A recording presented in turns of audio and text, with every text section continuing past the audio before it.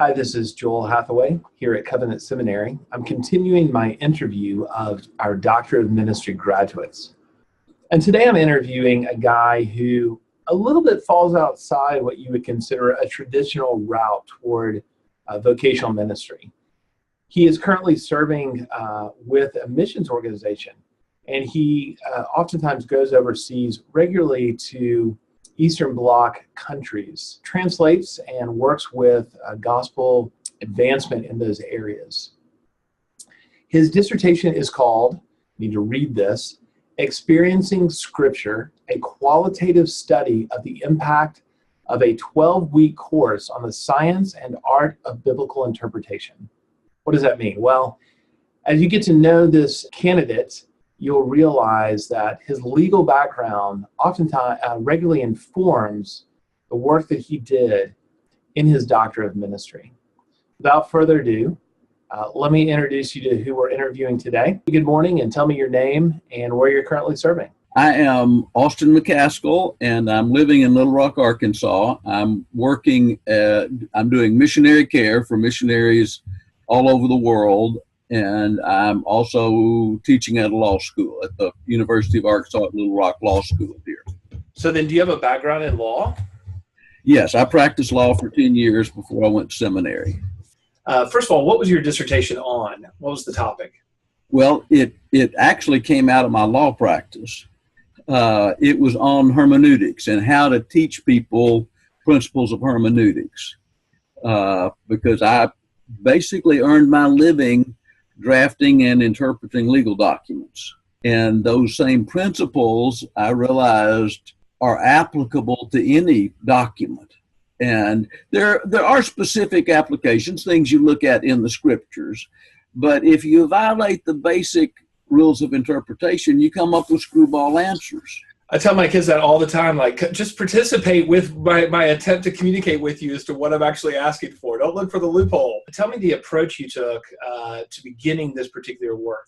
The dissertation came out of, I was asked to teach in Ukraine and Poland and a number of Bible schools overseas. And I'd go over and teach a one-week course. They wanted somebody to teach interpretation, and I had studied that, so I kind of developed a course in that. And then when it came time to do my dissertation, I took that course and worked into my dissertation project. And tell me the title of your dissertation. Do you remember? I'm looking. It's back there somewhere. It's something like teaching hermeneutics, but I don't remember. That's okay. But I just don't remember the exact title. But you've got it in your library there. We do. And I just some people walked in. And I wasn't able to walk over and grab the copy because normally I like to have it right in front of me when I'm walking through it. What did you find? What surprised you as you approached this, taking the work that you do with legal documents and in the law field and then applying that to Scripture? What surprised you?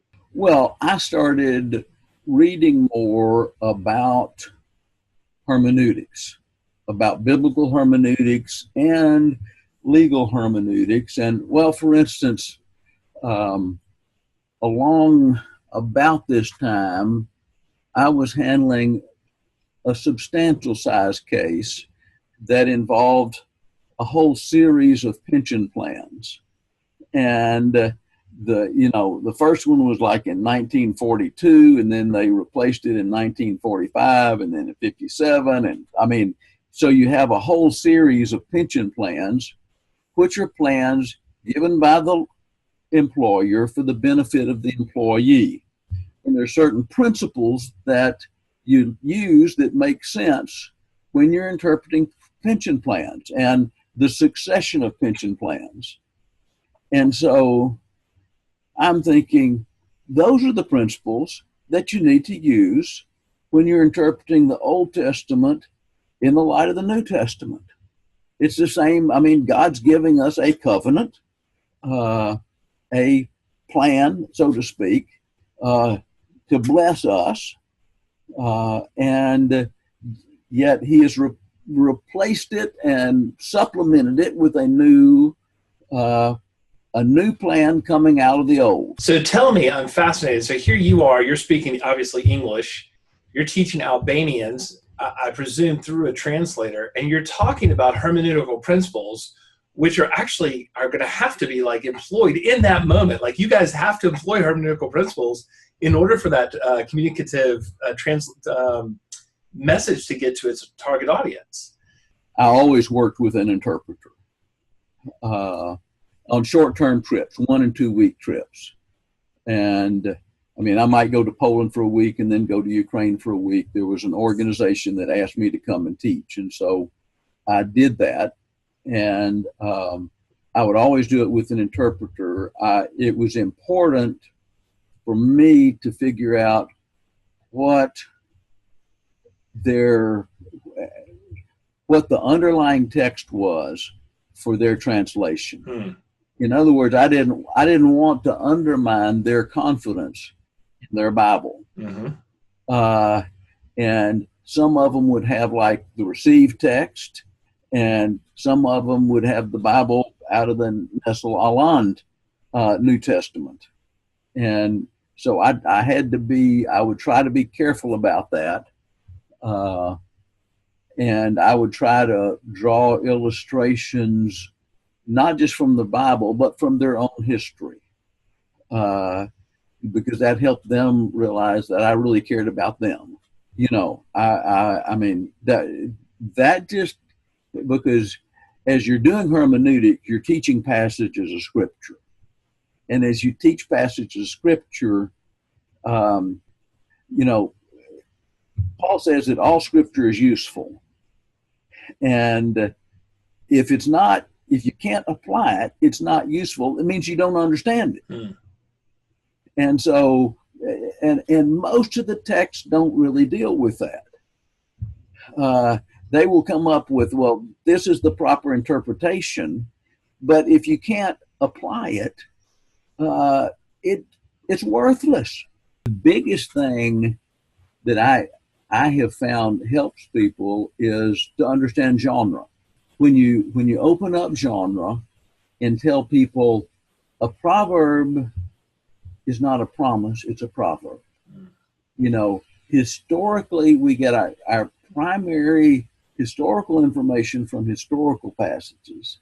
We get our doctrine from our doctrine. Sproul's got a book that's good on that talks about how you get your doctrine from your doctrine and you fit your history into that.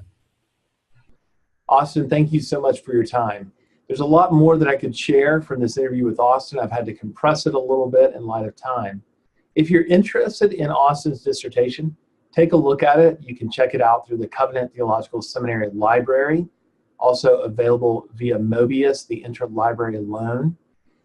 If you would like to try to acquire other information or contact Austin, let me know, and I can put you in touch with him.